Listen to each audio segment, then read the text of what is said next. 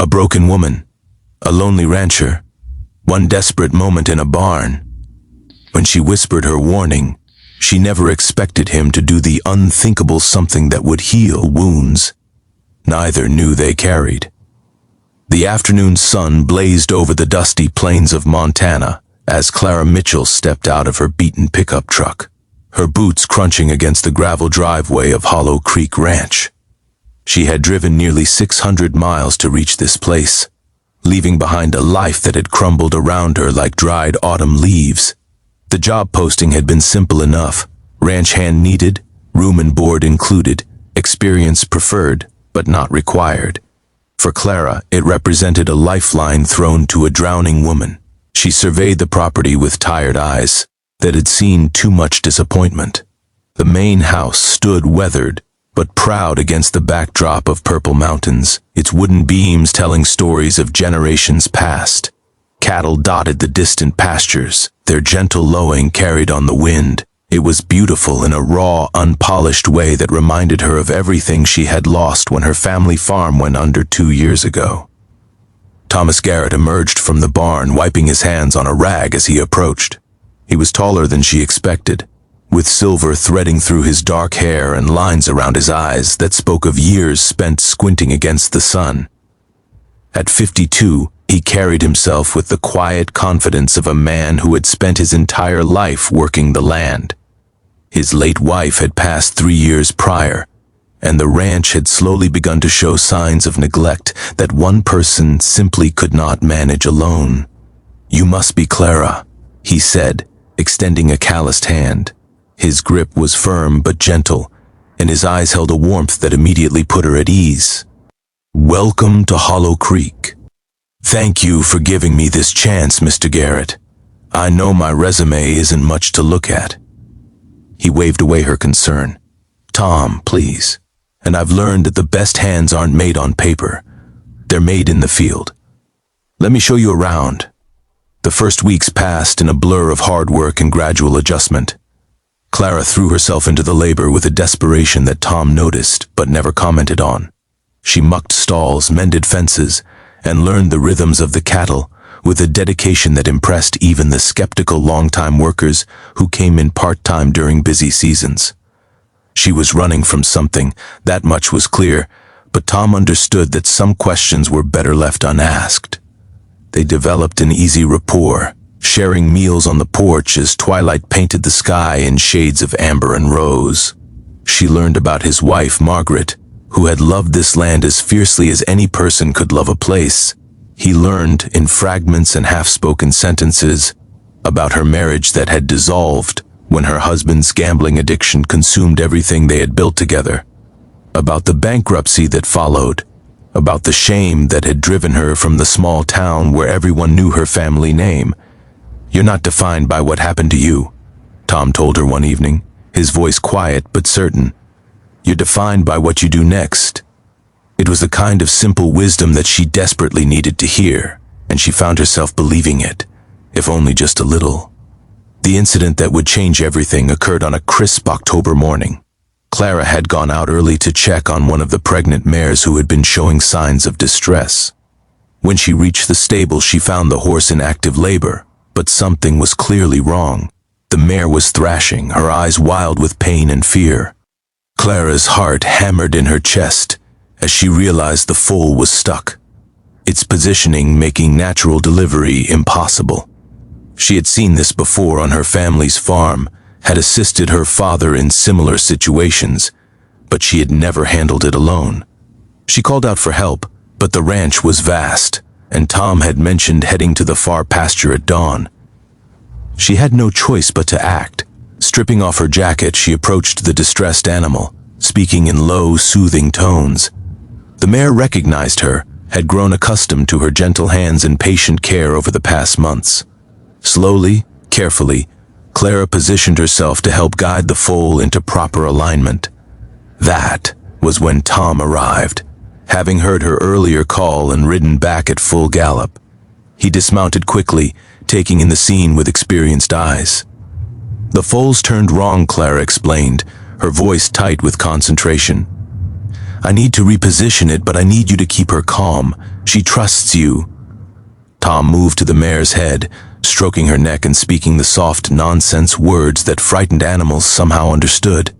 The horse's breathing began to slow, her thrashing diminishing as the familiar voice washed over her. "Don't move your hand," Clara warned him, her entire focus on the delicate work before her. The margin for error was razor thin. One wrong movement could injure the foal, could cause the mare to panic and hurt both the baby and Clara in the process. Don't take advantage of her relaxing. Keep her exactly like this. Exactly. Tom understood what she meant. When a frightened animal calmed, the instinct was to shift position to assume the crisis had passed. But they were in the eye of the storm, and any change could send everything spiraling into disaster. Yet what Tom did next was something Clara never could have predicted. Something that went against every practical instinct, every reasonable course of action. He began to sing. It was an old song, one his grandfather had taught him decades ago, a melody that had been passed down through generations of ranchers in his family. The words were simple, almost childlike, about the wind and the grass and the eternal patience of the mountains. But the tune carried something deeper, something that seemed to reach into the very soul of the frightened creature before him. The mare's eyes, which had been rolling with fear, began to focus. Her breathing, which had been harsh and ragged, smoothed into something resembling peace. Clara felt the tension in the animal's body ease, creating the precious window she needed. In the minutes that followed, working with a concentration that blocked out everything else, Clara managed to reposition the foal. The delivery, when it finally came, was still difficult, still frightening, but it was successful. A healthy filly emerged into the world, wet and bewildered, as her mother nickered with exhausted joy. Clara sat back on the straw-covered ground, her arms trembling with exertion, her clothes soaked with sweat and various other fluids she preferred not to think about. Tom was still singing, his voice barely a whisper now, guiding the mare through the final moments of her ordeal. When the song finally ended, silence fell over the stable, broken only by the soft sounds of new life discovering its legs. "Where did you learn that?" Clara asked, her voice rough with emotion. Tom smiled, but there was something vulnerable in his expression. "My grandfather. He called it the calming song. Said his grandfather learned it from a Crow medicine woman who lived near their homestead. Whether that's true or just family legend, I couldn't say. But I've seen it work miracles on frightened animals. You never told me about it. Some things are hard to explain. Easier to show when the moment calls for it." He looked at her then, really looked at her, and something passed between them that neither fully understood. "You saved them, Clara. Both of them." She shook her head. "We saved them. If you hadn't kept her calm, if you hadn't known what to do, my singing would have been nothing but a pleasant soundtrack to a tragedy." He stood, offering her his hand. "Give yourself credit. You earned it." She took his hand, allowing him to pull her to her feet. They stood there for a moment, closer than they had ever been, the warmth of shared accomplishment creating an intimacy that surprised them both. In the weeks that followed, something shifted in their relationship. The easy friendship remained, but there was a new layer beneath it, unspoken but undeniable. They found reasons to work together, to share meals that stretched longer into the evening, to sit on the porch watching stars emerge from the darkness. Clara felt herself healing in ways she hadn't known she needed. The shame that had driven her from her old life began to loosen its grip. She stopped flinching when the phone rang, stopped waiting for the next disaster to strike. For the first time in years, she began to imagine a future that held something other than survival. Tom, for his part, felt the loneliness that had become his constant companion begin to recede. He had loved Margaret deeply, and part of him had believed he would spend the rest of his days in quiet mourning.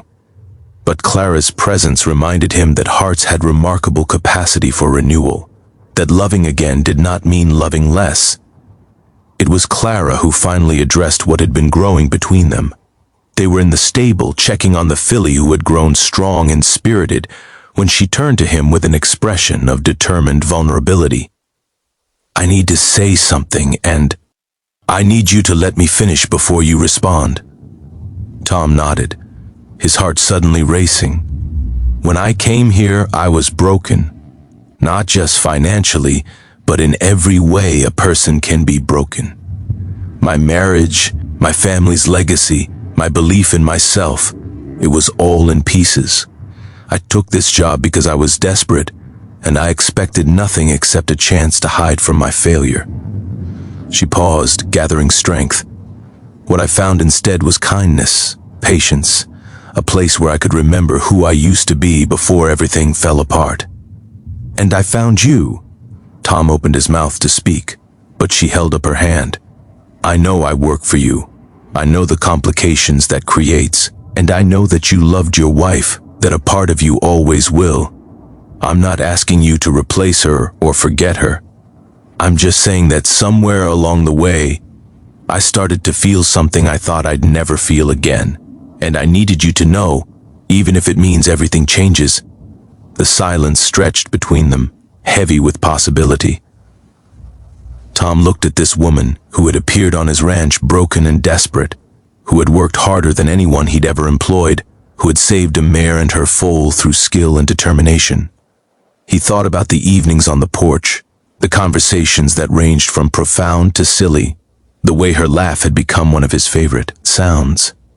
He thought about Margaret, about what she would want for him. She had never been a jealous woman.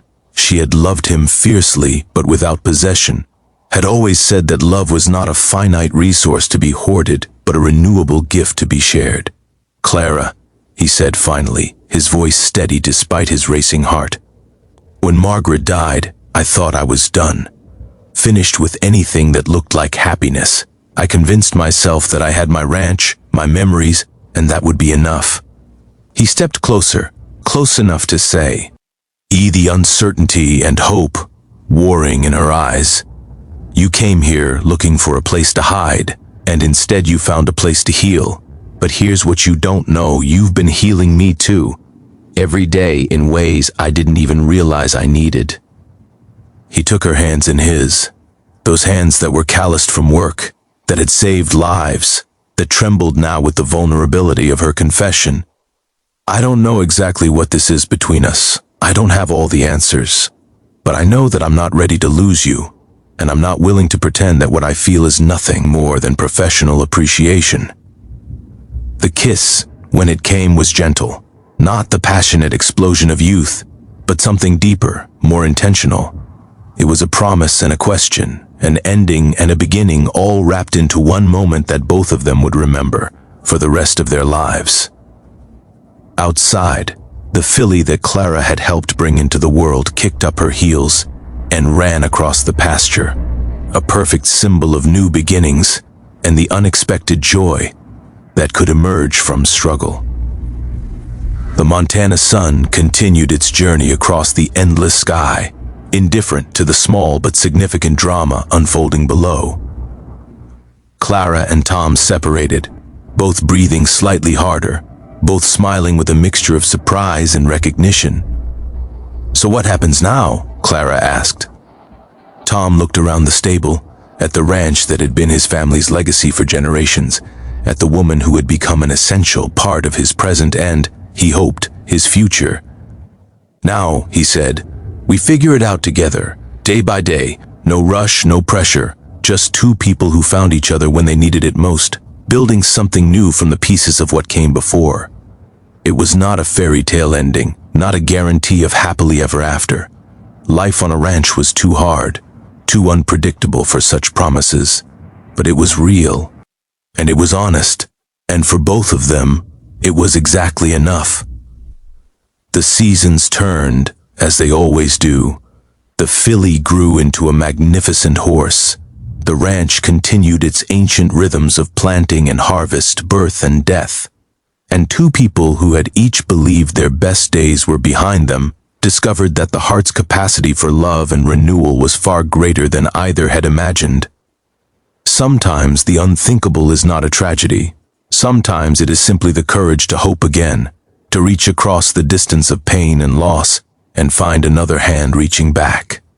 That is what the rancher did on that October morning, and in all the days that followed, and it was truly, wonderfully unthinkable in the best possible way.